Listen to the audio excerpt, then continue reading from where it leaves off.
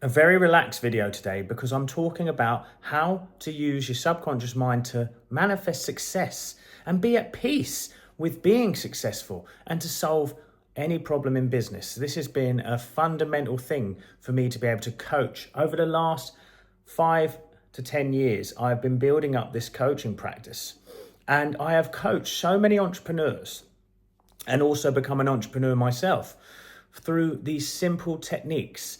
And I'm going to outline them today. And I'm going to suggest there may be 5, but there may be more. But these simple techniques teach you how to have success by using the laws of mind and aligning to a divine truth that success is a birthright and it's the simplest, easiest thing you're ever going to do. But we make it so difficult. The first thing I tell most entrepreneurs when I meet them, okay? So law number 1, you're working too hard. You see, people seem to correlate effort with success. Now, effort is good. Consistency is better. But let's talk about this. Have you ever heard of the law of diminishing returns? You know, if you're working a 16-hour day, the first 4 hours are going to be amazingly productive. After that, they slowly go down. So doing 4 times more hours of work doesn't get 4 times more results. That's a psychological fact. Let's talk about it in the idea of convincing the subconscious mind of success. What does success look like to you? Does it look like working 120 hours a week? You know what I mean? Or maybe that's outrageous. But so most entrepreneurs that I ever work with, when I teach them to let go, is I look at their schedule.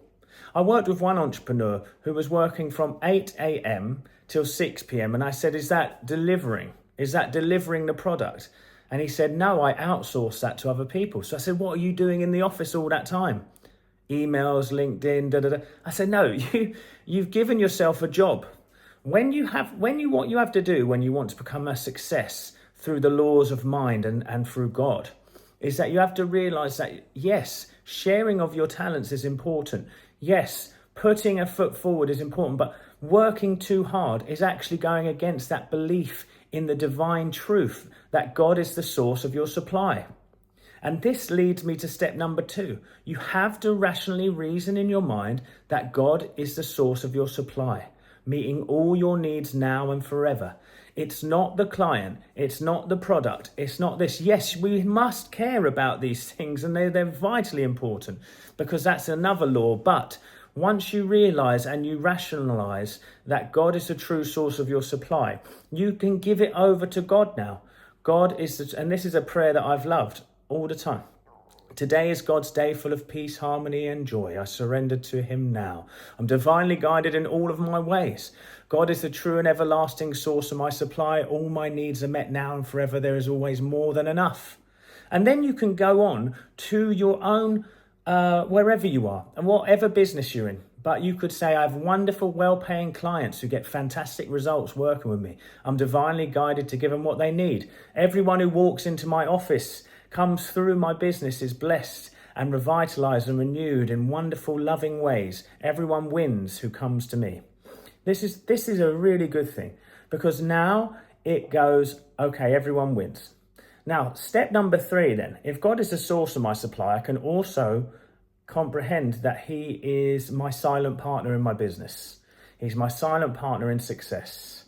So, and I say whatever that energy is, you know, I'm just paraphrasing. But God, if God be with me, who can be against me?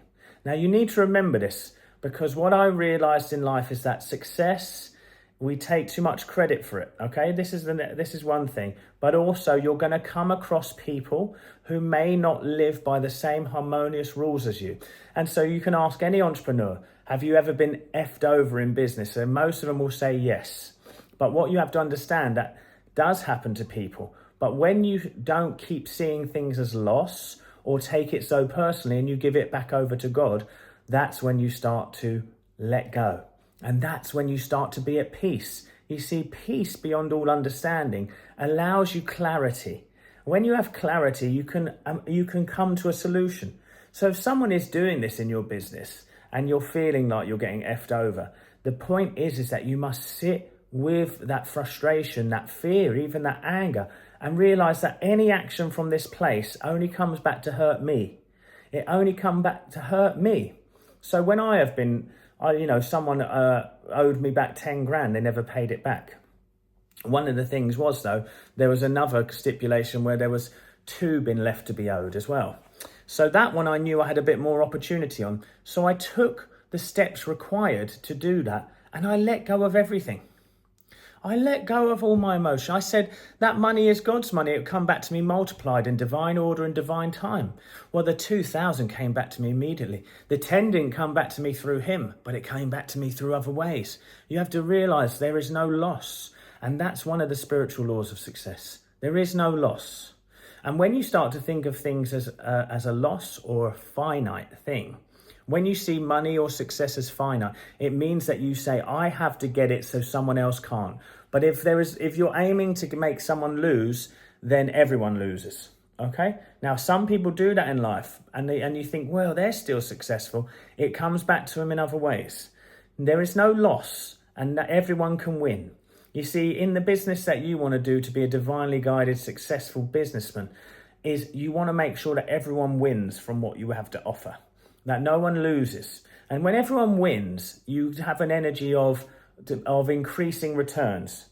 Let's have a look at nature, for example, okay?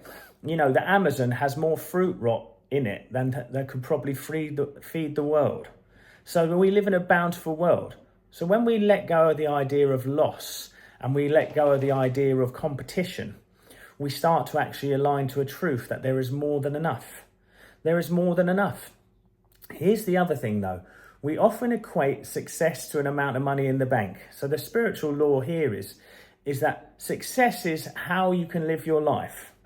If you can spend time with your family, pay all your bills, go on regular holidays, have fun with your friends, you are hugely and massively successful. But you have to remember that you get there from letting go of your fear. You let go of fear around success. That is the biggest lesson I could ever tell you.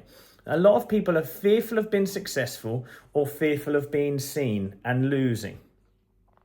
Failure is an amazing gift to have in this life. How did you learn to walk, my friend?